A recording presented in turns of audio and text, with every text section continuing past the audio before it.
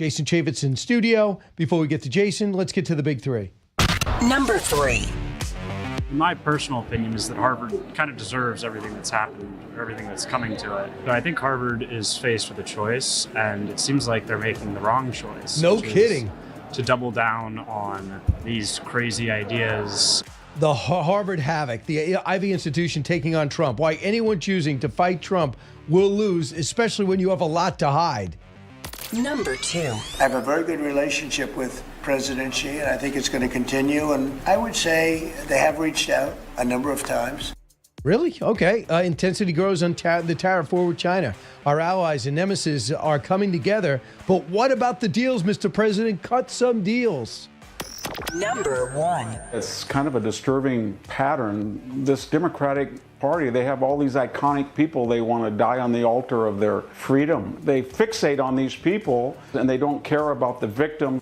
Yep, that is Victor Davis Hanson. Keep him here. Kilmer-Arbergo Garcia gets his meeting with Senator Van Hollen as the wife-beating gangster is the darling of Democrats. Go figure. We talk about this and where the polls are and what they reveal about the president's immigration strategy. Jason Chaffetz, I'm stunned. You just mentioned me. You know Congressman Chris Van Hollen turned Senator Chris Van Hollen. He goes to El Salvador and after 2 days gets a meeting with his constituent, an illegal immigrant from El Salvador. 2 judges said he's a member of MS-13. He's already picked up a traffic stop with 7 people, one of which on the terror watch list. Was rounded up. You could see he was arrested with rolls of cash in his hand. He beat his wife twice. This is the guy that Democrats want back? I don't understand it. I'm so flabbergasted by this. This is not, we don't owe this guy anything. We don't owe him anything. He's a resident of El Salvador. He's back in El Salvador. He's not even in jail in El Salvador. But you know what? We don't import and go out of our way to facilitate bringing in gangbangers, let alone MS-13 people who beat their wives. Even in Tennessee, there's a news article about him getting pulled over and potentially being involved and engaged in some human trafficking. Yet the Biden administration just let him go. So we don't owe him anything. I don't understand why they continue to prioritize the criminal element and that they don't prioritize the people who want to come here legally and lawfully. This guy, President Bukele, was in the White House on Monday, and at which time he said, I talked to some of the people that we have in our jails. He said, what were you doing? Well, I was in the U.S. I was arrested 6 times. On the 7th time, I ended up here. 6 times. And he's mocking us. Today, he put out, he's a funny guy, he sounds like. He says, put out on Twitter, he said, Kilmer-Arbergo Garcia miraculously has risen from death camps and torture, now sipping margaritas with Senator Van Hollen, the tropical paradise of El Salvador. He went on to say, now that he's confirmed healthy, he gets the honor of staying in El Salvador custody. So he's not going anywhere. And Chris Van Hollen speaks. Cut 2. But I am here to vouch for the judicial system in the United States, which guarantees individuals the right to due process.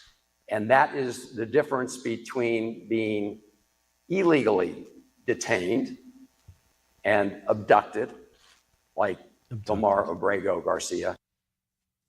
Abducted. This guy was on a removal order. And what happened is Homan looked at the list and said, get this guy out. So he already had his day in court. His asylum claim was being evaluated. Bottom line is, I could see this being a story, but it is the Democratic story. But be smart about it, Congressman. Do you think that Senator Booker continues with his plan to go there next week? I don't understand. Go ahead, knock yourselves out. Go down there, take all the pictures. Taxpayer dollars? Go take all the pictures you want. But to what effect? Like what about the victims? I had a chance earlier this week to interview a sheriff there in Maryland. And I asked the sheriff, I said, have you ever seen Senator Van Hollen there? Have you ever seen Senator Van Hollen do a ride-along and see what MS-13 is doing in your communities? No, never seen him. What, Baltimore? You can't go fix Baltimore? Why don't we go work on Baltimore before you go down to El Salvador and try to import MS-13 gang members? They ought to be applauding the idea that they can help clean up that community. But listen to Leader Hakeem Jeffries, cut 6. When you have a Supreme Court decision that was issued instructing the administration to facilitate Mr. Arbergo Garcia's return, and it seems to me that ultimately the court is going to need to aggressively enforce its decision. When you've got lower courts who have issued orders, then of course the jurisdiction will fall with them. So are they going to be forced to bring this guy back? I mean, they're going to continue. This Judge Borsberg is not stopping. Don't tell me, Democrats, you're all about the rule of law when you open up the gates and let millions of people into this country illegally. I mean, you have no water to carry on that. And this is, again, it's priorities. What are you trying to fight for? I don't think there's a legal case. Mm-hmm. He's a resident of El Salvador. He's a gangbanger. He beat, this woman, according to her. He had a 3-month protection order. I mean, why do we feel like we have an obligation to this guy, Democrats? We don't. Tell me what you're doing to help all the legal, lawful people, the people that are getting in line coming in the right way. Show me what you're doing there. Work with Republicans on that. So 56% of the country are now in support of deporting all illegals. It was 34% in 2016. So they've had it. And thank you, Joe Biden, for absolutely outraging almost every American with your absolutely irresponsible border policy. But let's talk about the other major story, and that's the tariff trauma. What are we going to see the end of this? How do you think the president is doing conducting this? Look, I think we wake up 6 months from now, and the country's going to be much better off. I actually like it. I think the idea of reciprocity between the countries, that we have equal. But I kind of wonder. I'm starting to wonder out loud.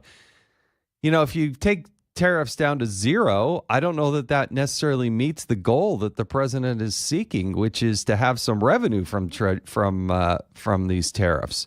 So I don't know where the negotiations are. I think we have a lot of friends out there like Japan that we can come up with some good quality deals with.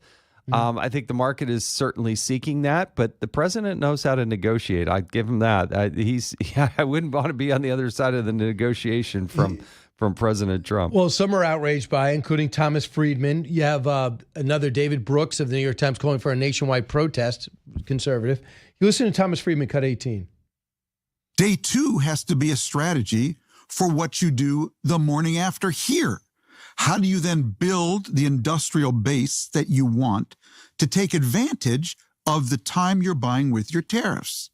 So what are these guys doing? Trump put up a wall, against China. And then they went out and shot the American car companies. Ford was just downgraded today. I saw its stock, I think, is down to $7.50. Why is that? Because Ford did everything that Biden asked it to do, that a rational company would ask it to do, that we would want it to do. And then what does Donald Trump do? He comes in with his right-wing woke bull and says, we don't do EVs here. EVs are for girly men. We only do manly industries. Well, he's being sarcastic at the end, but he's not going to provide a mandate for electric cars. I guess that upsets Thomas Friedman. What's your thought? Yeah, I don't think there needs to be a mandate. I think it's a viable car. Tesla has proven that. Look, I'm sympathetic to Ford because I do think, right or wrong, and I think it was wrong, they kind of followed the lead of President Biden, and they did invest billions of dollars to try to go all green with all these promises that were just hollow. They were fake. They weren't true. I think if you are a major manufacturer and you're making the effort and making the public commitment to move your manufacturing, you just can't flip the switch and 2 weeks later start making auto parts in Dearborn, Michigan. It just you can't turn it that fast. I wish they could, but they can't. But if you make the commitment, I do think you should be able to get some relief. Absolutely. The president, I think, is thinking about putting that on hold, the car part of it. That's where I think that he could have thought about it better. Well, and there are other industries that with manufacturing, if they make the commitment and they're going to onshore things, give them at least some time to actually execute on that and reward those companies that are going to do that. And then we've got to get a workforce that's ready to actually fill those jobs. Right now, according to Mike Rowe told me on Friday, that we have 430,000 open manufacturing jobs. Yeah. That's a lot. It is a lot, and it's a lot of skill set, and it's something that needs to be trained up for. These will be good quality jobs, but you can't, again, just assume that we've got, tens of thousands of people. I don't like the idea of handing out all these benefits to people for not working when you have so many jobs that are open. Here's Scott Besson on what the strategy is from Trump. Cut 17. We've got a process in place. We're working on the big 15 economies first. We had a fantastic meeting with Japan yesterday. I believe there have been calls with the EU already. And then we have South Korea coming in next week. And I believe India is also talking. That's moving very quickly. Okay. Yeah, I mean, Let's they're do it. signaling Let's do it. India, South Korea, Japan, and the EU. I mean, and then, obviously Canada and Mexico. And those are the big ones that we've got to get done sooner rather than later. All right, Congressman, what else are you doing today? I'm outnumbered. You're gonna be Straight the out man. behind. I'm the man in the middle. All right. I'm dressed like an Easter egg. I'm ready to go. You're ready to go. And, of course, you can do the religious thing because you're pro-religion. Oh, yeah. You have I'm a Christian. Strong moral compass. Yeah. Okay, that's good. what I keep telling There's myself. been some questions. Yeah. Mully Kid. True North. Jason Chaffetz, thanks so much.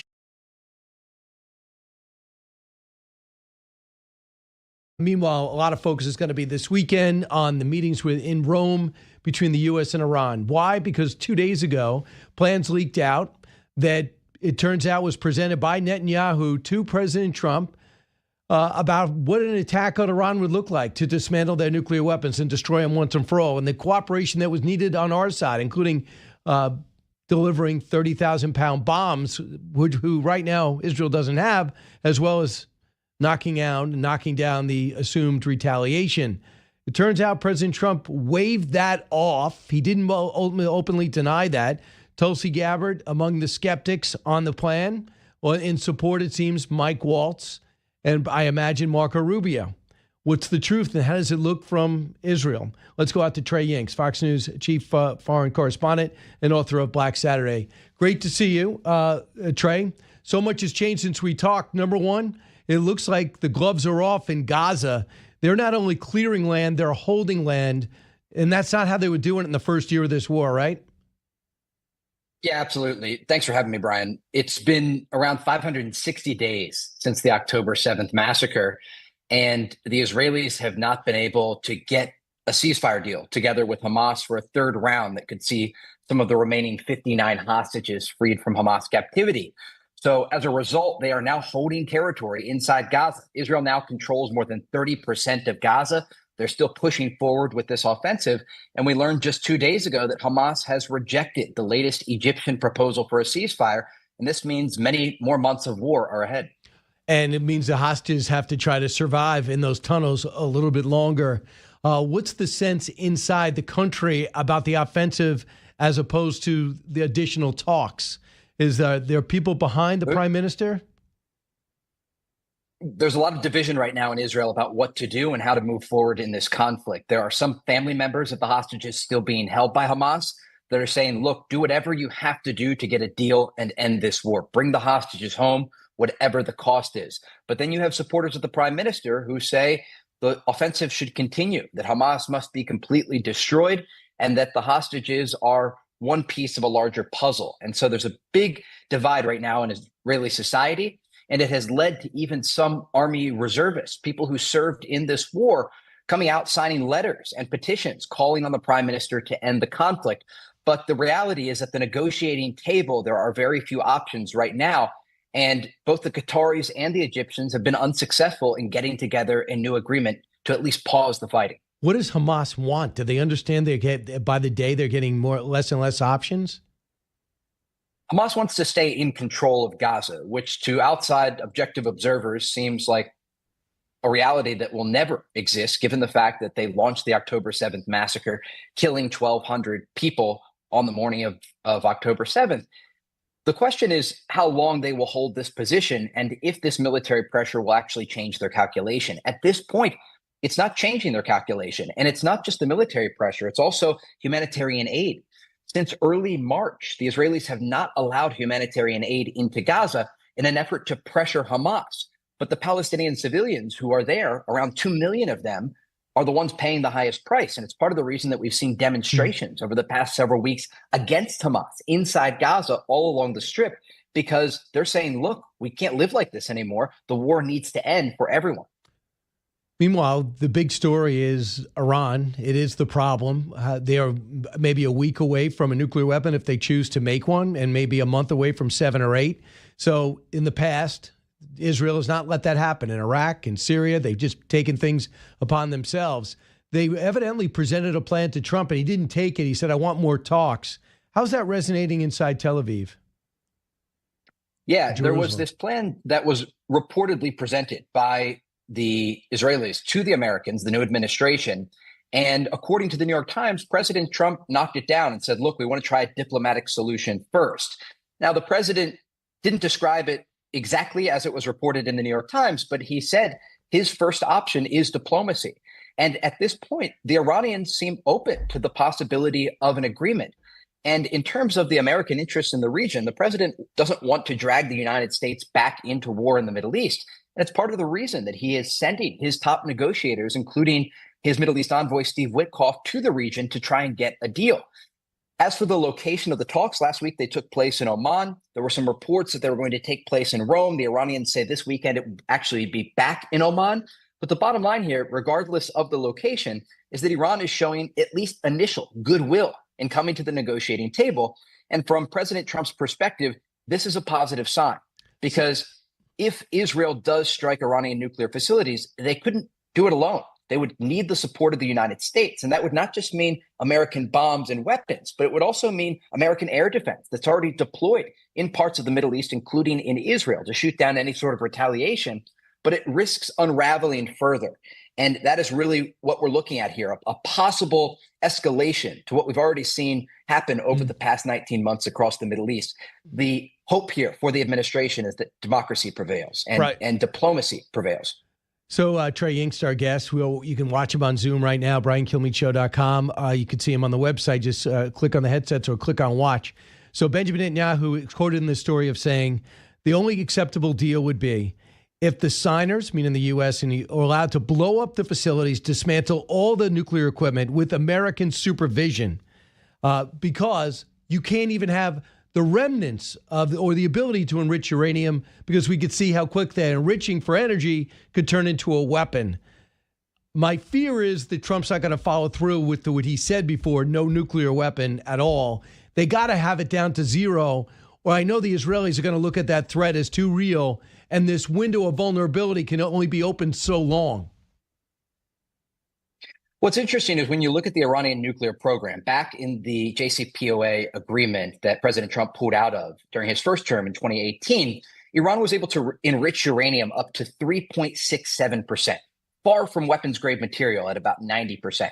Now Iran is enriching uranium around 60%, and there have been moments where international observers, including the IAEA, have observed higher levels of enrichment. The Iranians, according to their foreign minister just yesterday, said the idea of no enrichment is off the table. That's a red line for them. But what they're willing to do is discuss the confines. You could describe them as guardrails to a nuclear program that would allow them to have what they describe as a civilian nuclear program that doesn't lead to a nuclear weapon. Because the Iranians from day one have been very public about their position. They say that if they can find an agreement that allows them to continue a limited nuclear program, they're willing to move forward with it. The real issue here is that the devil is in the details. And both President Trump and Israeli Prime Minister Benjamin Netanyahu are negotiating. The Israelis are taking a very firm position, saying there can be no nuclear program whatsoever, or we will have to take military action. President Trump is saying, look, I'm a deal maker.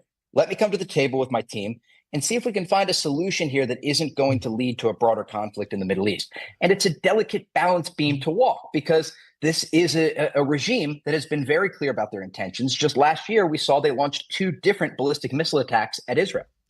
And by the way, I was just talking with General Jack Keane. What can't be diminished is nobody wants to see a nuclearized Middle East. And if they get a weapon, Saudi Arabia, UAE, Qatar, all these, they're all going to get nuclear weapons. If anybody think it's in anybody's interest to have a bunch of nuclear powers in the Middle East, judging by the track record of violence and indiscriminate actions. So we'll see, because time does matter. And if they continue to drag it out, it's as if they're circumventing the process. Lastly, Trey, we're going to put sanctions on any third party that buys oil from Iran. 90% of the oil that's bought by Iran is from China. So that's a pretty strong message, too. Absolutely. And look, President Trump is ensuring that he is getting a lot of information as all these countries are linked and as all these parts are moving, because you make a great point. These are decisions that don't just affect Israel or the United States, but it affects American allies across the region, including countries that have shown a desire to have peace with Israel, like Saudi Arabia, for example, or other countries like Bahrain or the UAE, who have already normalized ties to some extent with the Israelis. I spoke this morning in person in Jerusalem with the new ambassador to Israel, Mike Huckabee, and he said, look, the president has been very clear with the directive here. He wants to give diplomacy a chance, and that is not just on the front of Iran, but also as it relates to Hamas inside Gaza. And he said something very interesting. I just want to shift gears here before we end. He was talking about Idan Alexander, that American citizen that's still held by Hamas, an Iranian proxy in Gaza. And he said there are two options here, according to the Trump administration, the easy way and the hard way. President Trump, he said, would like to take the easy way. But if not, he is keeping all options on the table to respond not only to Iran, but also its proxies across the region. Yeah, here we go. And lastly, as Hezbollah really diminished and flat on their back, have the Israelis begun to move back into the north, into their homes? Some have in the northern part of Israel, but the Israelis are still dealing with near daily missile attacks from the Houthis in Yemen, despite nearly a month of American strikes against this Iran-backed organization there. Even this morning, Brian, there were air raid sirens sounding across this country. It was an alarm clock for all of us here as we woke up and people headed to shelters because another ballistic missile was fired at Israel from the south, from Yemen. And so this is a very developing conflict. It continues to have 7 different fronts. You have not only the Houthis in Yemen, but Hamas and Islamic Jihad in Gaza.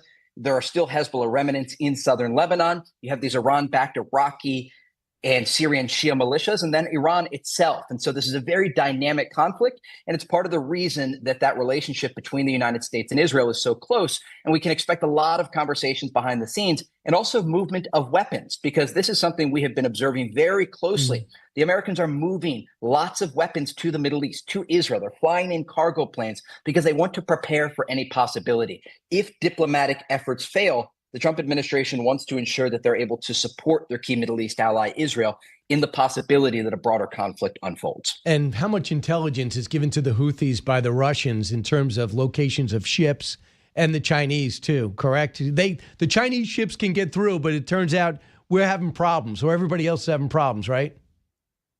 Absolutely. And when you look at what the Secretary of Defense, Pete Hegseth, has done, he's put out a very clear objective for the U.S. military in the region to target not only Houthi leadership, but also many of these weapons storage facilities, radar systems, and other pieces of critical military infrastructure that they're using to target not just Israel or commercial vessels in the region, but U.S. Navy aircraft carriers that they're trying to hit in the Red Sea. And there's a clear difference here in the targeted attacks against American interests in the region and the lack of targeting of Russian ships or Chinese ships that are able to move quite freely in this part of the world. Trey Yingst, thanks so much. You don't have a boring job. One of the most dynamic in the country. He's Fox's chief foreign correspondent located in Israel. Trey, thanks so much. Thank you.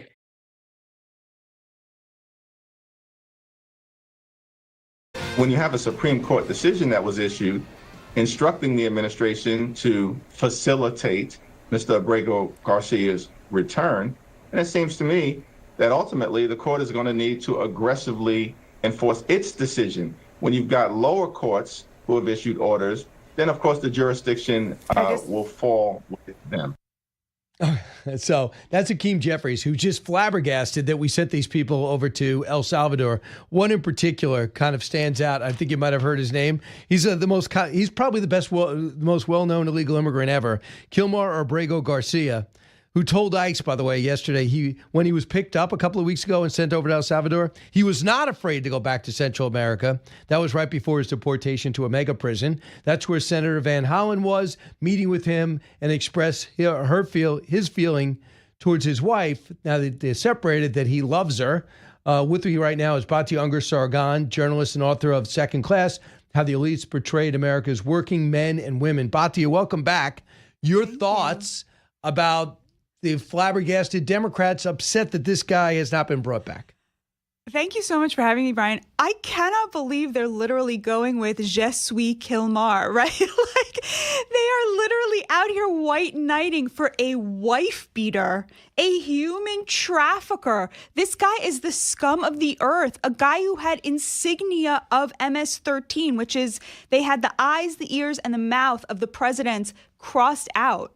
Okay, this is a gangbanger, and they are literally out here staking their entire reputation on this person's due process rights, which, by the way, he got due process. He had an order of deportation. The one mistake that the Trump administration made was they sent him to the wrong country. But you know what, Brian? Whatever country they sent him to, this is a person who belongs in prison. Right. Because that is where you belong when you beat the crap out of your wife when she is holding your child. And they're just, the Democrats want this to be their poster child.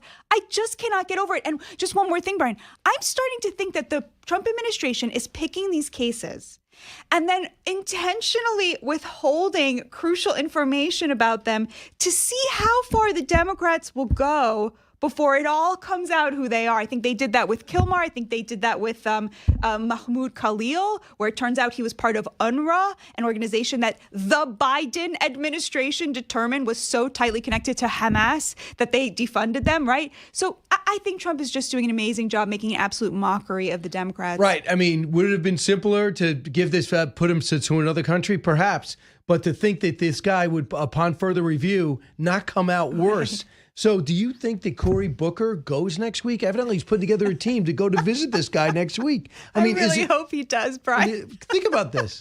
And he's going to, he's going to cry and do something histrionic. Here's what Chris Van Hollen said. Cut 3. We need to make sure that the court system works and due process works, because if you take it away for any individual, it's a very short road to taking it away for every American. First, they come from Kilmeade, and then they're going to come for Kilmeade. Am I correct? So I'm sure they're going to go right from speeding ticket to an El Salvadorian prison for all of us. We're all doomed. So have you been on CNN when they've discussed this case? Yeah. And do they understand how bad a guy this is, or like who they're defending? Well, what they'll say is that the slippery slope that Van Hollen made, which of course is nonsense, it's projection, right? Like, this is the thing with the Democrats. Every accusation is a confession. They're saying if Trump deports illegal gangbangers, he's then going to come for us. No, the only person making a slippery slope between citizens and non-citizens is the Democrats in making that argument, right? People are saying, if he doesn't have civil rights, I don't have civil rights. He doesn't have civil rights. You have them because you are an American. You should be zealous of that. You should be zealous of the difference between you and a legal immigrant. You should be proud of being an American. And instead, they want to dilute their own rights. It's crazy. This guy, President Bukele, is a riot. He said, Gracia miraculously risen from the death camps and torture, now sipping margaritas with Senator Van Hollen is the tropical paradise El Salvador. He goes and posts again, said now that he's been confirmed healthy, he gets the honor of staying in El Salvador custody. And then when asked, are you going to finance Mark Green as chairman of Homeland Security, a codel for Democrats to go visit this guy, he says this: there is no excuse for Dems to waste taxpayer dollars visiting and defending a transnational gang member and reported domestic abuser. If Democrats care so much about defending the individual, they can use their own personal credit cards, not taxpayer money, to virtue signal their radical base. I can't really challenge anything he said. Right. And honestly, it reminds me of Bernie Sanders and AOC flying in private jets at taxpayer expense around the country to fight oligarchy. Exactly, to fight the oligarchy and fight climate change, right? I mean, the ads just write themselves. So to talk about that, the Democrats, they just did the tour, the oligarchy tour, I guess is getting big crowds. And it prompted one expert, Nate Silver, and another to look and put odds on who is going to be the leader of the Democrats come 2028. And I was a little surprised to see that he and his buddy on the podcast put their money. His name is Galen Druk. Do you know him? So he's another pollster. This is what they say, who is going to emerge as the leader, cut 46. Alexandria Ocasio-Cortez has broad appeal across the Democratic Party, and there's a lot of people who could potentially get on board with her. I agree with everything. She was going to be my first pick, and I can't conceal that now, right? Because of some of the polling, because she has this kind of progressive lane, probably not to herself, because she is younger and media savvy. I mean, look, in polls, if she were to try to primary Chuck Schumer, she's now ahead in those polls, and New York Democrats are actually a pretty moderate lie. I think she's going to run. If you've been following her moves in terms of her Fight Oligarchy tour, in terms of the kind of content she's putting out on social media. You think she's going to run? Do you think she's a presidential candidate, Batya? I didn't think that until Nate Silver said it, but now I'm thinking about it. And, honestly, I mean, obviously, I'm sure Republicans are really hoping for that because a lot of her ideas are not popular. I really like her. I think she's very genuine. I think she does appeal to younger people. I don't think she has a chance in hell because her views that she's chosen on populism are very out of touch with the working class. So people keep asking me, Batya, why are the Democrats in every issue that's an 80-20 issue, they keep picking the 20, right? Every issue that's like massive support from the American people, they keep picking the other side of it. And the reason for that, Brian, is because that's their base, is the top 20%, the over-credentialed college elites. That's who's turning out for these rallies. They're almost all white. They're all older people. They're wealthy people.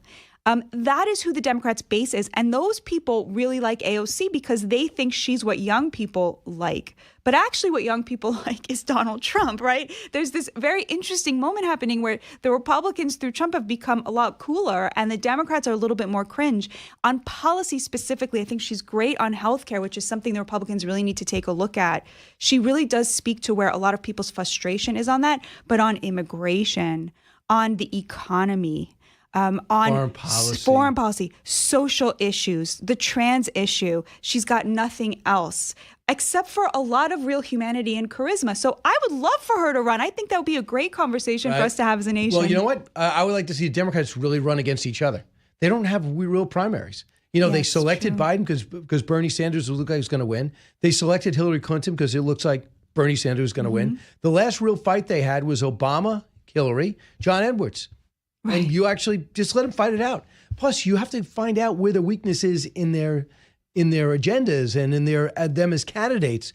But when you don't put them against each other, you basically just keep them in a bubble until they get exposed to the other side. And then they're always shocked when things don't go their way. So Yale did a survey, and they say that right now, among the Democrats, number one is Kamala, with 27%. Number two is AOC at 21%. Pete Buttigieg at 14%. Newsom at 6%. Shapiro at 4%. That's among Democrats. So, I mean, it's early. It's very early. But to see where that goes. The other thing I want to talk about is what's going on with these Ivy Leaguers. I think one of the great things that President Trump is doing that I was not thinking was going to be an issue was when Barnard got raided and they started with the anti-Israeli, anti-Semitic protests and takeovers, which is an affiliate of Colombia. President Trump said, okay, no, we're not tolerating this. Who's in charge of it? Mahmoud Khalil, you're out. Over 300 have been ousted. These schools have been scrutinized. Now $400 million has been frozen with Colombia. They've had another interim president leave. They're going after Harvard and Princeton, freezing their funds. But I think this is the one thing they're going to expose the bias on these college campuses. Where do you think it's heading? I could not agree with you more. First of all, I think Trump already won with Harvard because he got them to say, like, no way, we will never stop importing, anti-American, anti-Semitic foreign students for their money. No way, we will never stop discriminating against conservatives. He got them to admit that they really don't stand for all of the faux values that they pretend to stand for. They literally came out and said, we're going to euthanize these animals if you don't give us the $2 billion. It's like you have a $60 billion endowment. $60 billion. And you're could you save your own animals, please? No, they will not. And the whole thing is they think that they have the Trump administration hostage because they live in this bubble, as you said, Brian. They think everybody worships them. right? And again, that top 20%, the over-credentialed college elites, they look at Harvard as this beacon of whatever.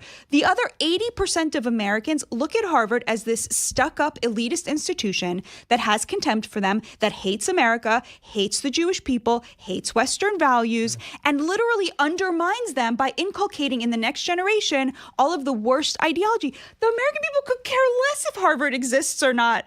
And I think Trump is doing such an amazing job putting pressure on all of the weakest points that the Democrats have. So I'll push back with Ryan Enos. He's a Harvard government professor. Cut 32. It would be foolish of me to say that it doesn't exist. You mean anti-Semitism? Anti-Semitism does exist in the United States. But one thing we have to make sure is that we don't conflate these things like people protesting a war with anti-Semitism. And, in the United States, people have a right to protest whatever they want.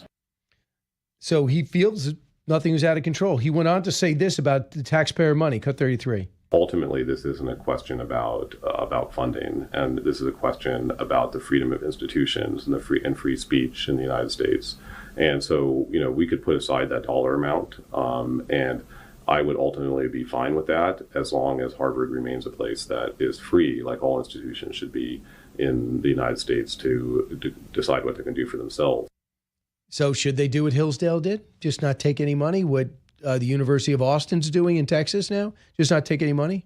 They're welcome to do that. They are welcome to put their money where their mouth is and say we are a private institution that stands against the Jewish students who go here, against the United States of America, against conservatives, and against viewpoint diversity. If they really want to do that, if they want to pay $2 billion for the right to say that, Gesundheit, as my people say, go and be healthy, knock yourselves out. What you don't have the right to do is take $2 billion from the hardest working Americans, from their taxpayer dollars, and institute a regime that undermines the very country that they exist in and that they are feeding off of and spooning off of, and just basically, using the American people in order to undermine them. And the worst part about it is, Brian, that the Democrats oversaw an economy. You remember when President Obama defunded vocational training? Yeah. The whole idea there was everyone's going to go to college. That's going to be the avenue to the American dream. So exposure to anti-American ideology at college campuses became the gatekeeper of whether you could afford the American dream. It's so disgusting, and I'm so glad Trump is exposing it. Well, but I love everything. I love the fact that they're going to examine what foreign students get accepted, examine admissions, what your policy is, make them go ahead and define it, and then tell me, you say you're a great research institution, show me what you're doing. Show me what you have achieved. Show me how much money is going to research, how much is going to overhead, how many people were hired. On discovery, when all these cases of this being lined up, Harvard's going to say, I give. Totally. Let's just cut a deal here. I don't think they want the scrutiny. And they don't think anyone had the courage to do it. Meanwhile, how ironic that Joe Biden goes there yesterday, waddles into a class, drops his ice cream, and then just saunters out. I mean, that's what you left. Really sad. Yeah. And I think the one thing that they will really not stand for, which was in the demands from Trump, was every professor and every administrator having all of their work screened for plagiarism. They will never allow that, Brian. That's Christopher Rufo that exposed, that's a problem. And now with AI, I love to see AI proof. Lastly, I think it's also important to bring up that they have the anti-Semitism, they got the money. I also think they're going to look into what these other countries are doing. Mm-hmm. So you have foreign students, right? Mm-hmm. Why is Qatar giving Texas Tech billions of dollars? What do they want in return? Why is Saudi Arabia and China doing this? I think they got to be able to register this money, because if you're going to take U.S. institutions, you're going to put your residents there, your citizens there, what are you doing with this money? I just think, if I had an institution, if I had a charity, and I was getting money from Gaza, there'll be an investigation into me. So Kristi Noem is looking into all of this. I don't think they're going to love this autopsy. It's great. It's great. Like you said, I love it all, straight into my veins. And the fact that the people who are affiliated with these institutions are under this insane misapprehension that the American people admire them and are going to stand up for them and are going to put their political capital on the line for Harvard It's so insane. You wouldn't even let us take a tour on your campus, let alone actually go and get into your school, even as a valedictorian. I just thought it was so interesting. The New York Times podcast interviewed the president of Princeton, and he's talking about we have diversity. But when it comes to something like climate change and vaccines, there is no school of thought. There's a climate change is real and vaccines work. Oh, okay. Do you listen to yourself?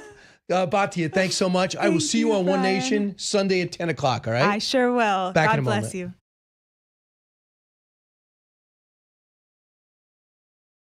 Donald Trump is not an aberration. He is the logical, inevitable conclusion of an American political system dominated by corporate and dark money. And if we are to defeat him, we must defeat the system that created him. Money in politics is the hand of oligarchy. Exactly. As she hopped on her private jet and went home, unless, of course, the jet was being taken, she could go on first class and go home. Just every time you want to fight oligarchy, it's always good to show opulence. Tomi Lahren knows all about that. Host of OutKick, Tomi Lahren is fearless, Fox News contributor, who's going to be doing Outnumbered in 25 minutes, but is so loyal to the show. I'm honored, Tomi. Great to see you. Tackle AOC's big worry that don't blame Donald Trump. He's just a symptom of the system that's sick. The sick system. Listen, if you really believe in the oligarchy and politicians having too much money and too much power, you should be flying Spirit Airlines. Yeah, absolutely. And maybe not even Spirit. Maybe you should be driving an electric vehicle. Maybe not a Tesla, but maybe like a Prius. Then I believe that you're committed to the cause. But if you're just going like a rock star so you can assemble people because it makes you feel like you're somebody, that's what this all is. This just feeds their egos. They love that they can get a lot of people to come see them. I believe that AOC has always wanted to just be famous. I don't think she has a care or concern about passing a bill. I don't believe she ever has. I don't think she has real care or concern about being a leader of the Democrat Party. I think she wants to be famous, and this is her conduit to do it because she can't sing, she can't act, and so she's going to go into politics. You know, what's interesting is at first I thought that the worst thing that could happen to Democrats is for these two socialists to get big crowds because it's not doing it. Bernie Sanders getting a big crowd is not news. Yeah. His agenda doesn't fly. And then AOC to want to take up the mantle.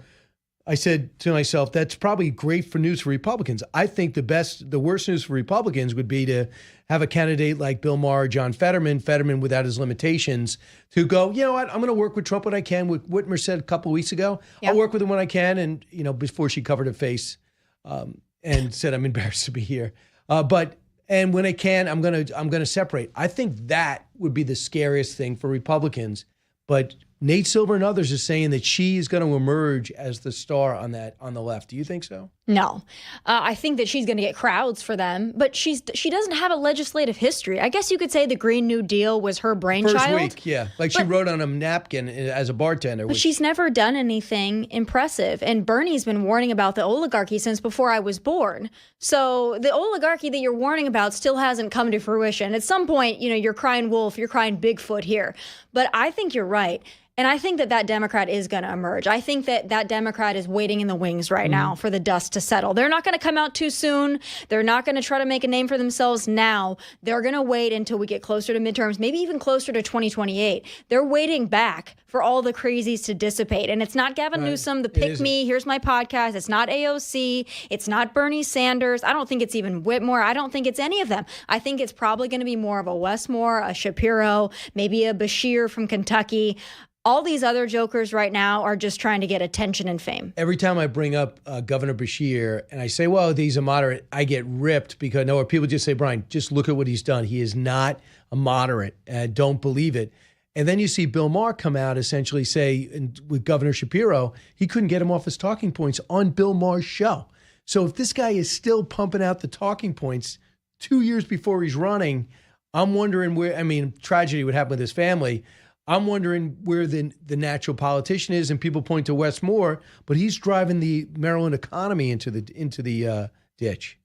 Same thing, obviously, with Gavin Newsom, but Gavin Newsom feels icky when you listen to him. Some of these others don't feel icky. For some people, Wes Moore is very talented. Yes, when you look at somebody, that might be most of it. Is just somebody who feels calming. Let's remember, people elected Joe Biden in 2020, who I believe was already cognitively slipping then. There were signs, certainly signs way back then. I think that they're going to need somebody who's a stabilizing force, who appears more moderate, who appears to be more genuine. And those three at least fit that bill. They can work on, their talking points. But I think that they are much more dangerous to the Republican cause and electoral victory than an AOC or a Bernie or some of these other outrageous Jasmine Crockett. There's the ones that get media attention because they're interesting, but they're not moderate enough for most American people. And what I think Democrats have to do, same as Republicans, J.D. Vance is not going to be anointed. People are upset that Trump didn't just say J.D. is my successor. Why would he? No. I don't think even if he does a great job, fight it out. Let Rubio and J.D. Vance and whoever wants to emerge fight it out. You can't put your hand on the scale. That's what Democrats have done for the last, 8 years? They don't let these candidates get better by having a bad debate, a good speech. Yeah. They debate each other. Find out what Westmore's weakness is, but don't look for Tomi Lahren to do it. But why don't you see if Governor Beshear has some problems with Westmore? Why don't you see if AOC can try to mark up Gavin Newsom? Can you imagine AOC in an actual primary debate, though? I think that would be stunning to watch. You know why? Because we haven't seen any debate on the left. It is whatever Nancy Pelosi wants, whatever Chuck Schumer does. You don't see anyone pushing back. There's no Murkowski. There's no Chip Roy. There's nobody people like pushing back against whatever the powers in their party want to be. I've actually never seen AOC actually explain a policy position either. We hear her, the oligarchy and we've heard all the taglines, but I've never heard her actually go deep into a policy or a position or be challenged. Has she ever put herself in a position to be challenged by anyone, Republican or Democrat? I don't think so. I'd be curious to see how that would go. But you notice she's not talking squad?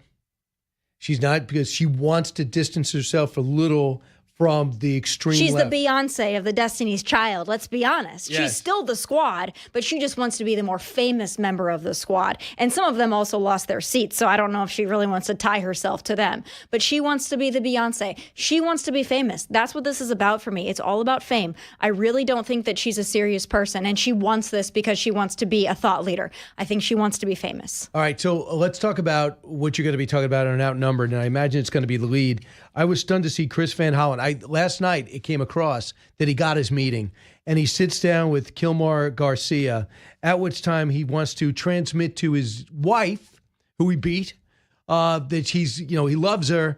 He's dressed in a shirt that he probably got from the Gap. I don't know what's going on there. 1 minute they're in white outfits in prison. The next minute he's having a casual lunch with Senator Van Hollen. But when you look at this guy's background, Tomi, do you think that they're going to continue to paint him as a hero that has to come home when he does beat his wife, when he is caught with MS-13, when gang experts who find him in the field, you see the police report? This guy has got a rank at MS-13 according to the gang experts. So if you are Van Hollen, if you are Cory Booker, do you do this? Do you continue to fight for this? I think they've dug in so hard on this, they have no choice. I don't think they can backtrack at this point. I don't think that they could lay off this and say, all right, maybe this isn't our martyr. I think they're so far deep that they just have to hope that there are American people watching MSNBC and CNN that really do believe this is just a Maryland father that was plucked off the street and disappeared. They have to go the distance on this narrative because they can't turn back. They're in too deep now. Right, and you just see them being mocked by the president of El Salvador. It's just they're just mocking him and saying, "You're." This is a great quote from him. He says, Kilmeade miraculously risen from death camps in torture, now sipping margaritas with Senator Van Hollen, the tropical paradise of El Salvador. He said, now that he's confirmed healthy, he gets the honor of staying in El Salvador's custody. And then, of course, there's a pushback from the House saying we're not going to finance any type of move. So he's mocking that. He thinks this is comically stupid. And it is comically stupid. And the optics of that photo, that looked like an awkward date on The Bachelor, is what that looked like. It actually reminded me of the first interview that Kamala and Tim Walz did, where they were awkwardly sitting at that table. How bad that looked. That's what it looked like. And it doesn't look good when you've got somebody sitting there with somebody who is an alleged gang member and also has protective orders from his wife that apparently wants him back so badly. There's no way that this looks good if you're paying attention. All right, Tomi Lahren's going to be on the couch 15 minutes, unoutnumbered. And you're going to be wearing the same outfit, right? Yep. There's no costume changes? Nope, this is the color wheel, and this is what is chosen for me today. That was chosen by higher powers. Tomi, thanks so much. Good All right, to and see where you. do we follow you on social media? At Tomi Lahren, the one and only. The one with the blue check mark. Don't follow the others that ask you for money from Nigeria. Oh, okay, true. Okay, dude. Make sure you do that. And where do we find you on OutKick? What time? OutKick.com, 1 p.m. Eastern, Monday through Friday. Back in a moment.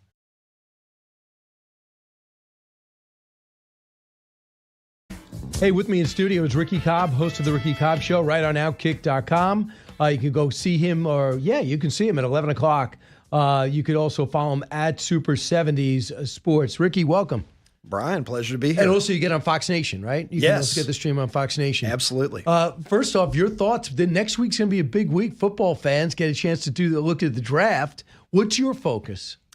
As I look at it, I'm interested in what's going to happen with Travis Hunter. Obviously, where is Shedeur Sanders player. going to go? He's a two-way player, and he's very emphatic. They say he's going to Cleveland. Yeah, and if it's going to be Cleveland, look, Cleveland, they've had such a history with quarterbacks. Maybe drafting a quarterback at 2 is not the best thing for the Cleveland Browns. Travis Hunter is very emphatic. He wants to play full-time on both sides of the ball. He's clear about that. I think in the NFL, most people see him as an elite cornerback who can contribute offensively. It'll remain to be seen if he's going to get to play as much on the offensive side of the ball. And then you see Shedeur Sanders, son of Deion. A lot of people are worried. They're saying, listen, if he's like the number 2 quarterback and his team's not winning, Deion's going to start making some noise and not focusing on Colorado. I mean, is that a legitimate worry? I think it is. Now, when his name got associated with the Dallas Cowboys for a while in their coaching hunt, I thought, well, this is it. This is the perfect storm. If Deion wants to exit as Shedeur and Travis are leaving, what better way to do it than to go to Dallas? The fact that didn't happen leads me to believe that, maybe the commitment to Boulder, Colorado is there. We'll see. If Deion's committed to building a program and sustaining it, huge money, I think he can. He got unbelievable. It's very rare for these superstar players to become coaches. Why do you think that is? I think it reminds me of Ted Williams when he was a manager. I think for the great ones, sometimes it's frustrating that other players can't do what they did. And I think sometimes it's the bench guy, right? It's the utility guy. It's the guy who just carved out a 5 or 10 year Craig Counsell. veteran career, right? It's your Craig Counsels who become oftentimes the best managers. I mean, we've seen some great players who went on to be great coaches and managers, but you're right, it's pretty rare. Deion is doing better than I thought he would. I was skeptical at first of Deion. It's going to be good with Marshall Faulk now, be coaching his running backs, one of the great ones. Can't ask for better. You know who was probably the most successful? Larry Bird. Right? Larry Bird did everything. GM as a coach and a player.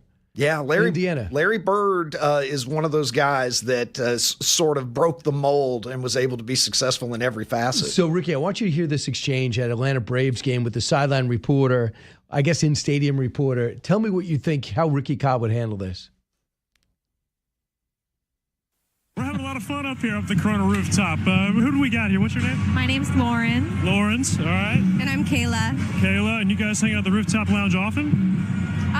Once a year I come out to visit. Okay, well, we timed it pretty well. All right, good. How are you guys feeling about rooting for the Braves today? Oof, I don't know. I'm hoping for the best. What about you? Are you a Braves fan now? Not quite. Not quite. All right, I'm gonna go to work up here, guys. Good luck the rest of the way. Okay, Wiley. You got 4 innings to get the numbers. Come on it. Get us some more Braves fans. All right, so they want me to get your number. They want you to get my number. I'm dead serious. They're saying in my ear right now. She doesn't believe me because she thinks you guys are not. I'm making this up. Even if you guys weren't, I might use that in the future. That's actually a pretty good move. This is unbelievable. So the best part of this right now is that Wiley could totally be faking it. This might be the new move. Just walk around with a FanDuel microphone and an earpiece in and convince fans that they're actually on TV. I should have thought of this. Hey, Ricky, is that good television? I think it's pretty damn good television myself. Wiley, I mean, shout out to Wiley and the entire Braves announcing team there. They were his wingmen, Right, I believe. No, that's pretty cool. I mean, plus in a baseball game, you're looking for some type of action. So overall, your team of the Bears. I'm a Bears guy, yes. What do the Bears need? Better offensive line play, number one. You can't let Caleb Williams end up on his butt 68 or 69 times. Is he the guy? Is he the franchise quarterback? I think he's the guy. I do believe that. The investment is there. He's going to get a lot of runway to be the guy. Last year, you got to realize, 20 touchdown passes, only 6 interceptions in a year that otherwise was not that stellar for the Chicago Bears. So I saw some glimpses last year, Brian. Aaron Rodgers talked to you yesterday about what happened with the Jets. He goes 3,000 miles across the country, meets with Aaron Glenn, and Aaron Glenn in 20 seconds goes, "Yeah, we don't want you back." What's going on there? The Jets define dysfunction in the NFL. You can look at the Browns. Brand new coach. You can look at the Jaguars. There are other teams, but I mean, you look at what happened last year. Woody Johnson. You bring in Aaron Rodgers. You get Aaron Rodgers' favorite toy in Devontae Adams. They end up firing the coach. They fire the general manager. You had people saying that the owner's teenage sons were giving him advice about players based on their Madden ratings. So there's a lot of things. The players gave ownership an F in the NFLPA report card for their team. It's the only team in the NFL that the franchise's players gave ownership an F. You just come into New York and you put everybody down. Yeah. I don't blame you. Ricky, check out his show at 11 o'clock today and every day. Ricky, congratulations on the success over on OutKick. Thank you so much. You listen to the Brian Kilmeade Show. Keep it here.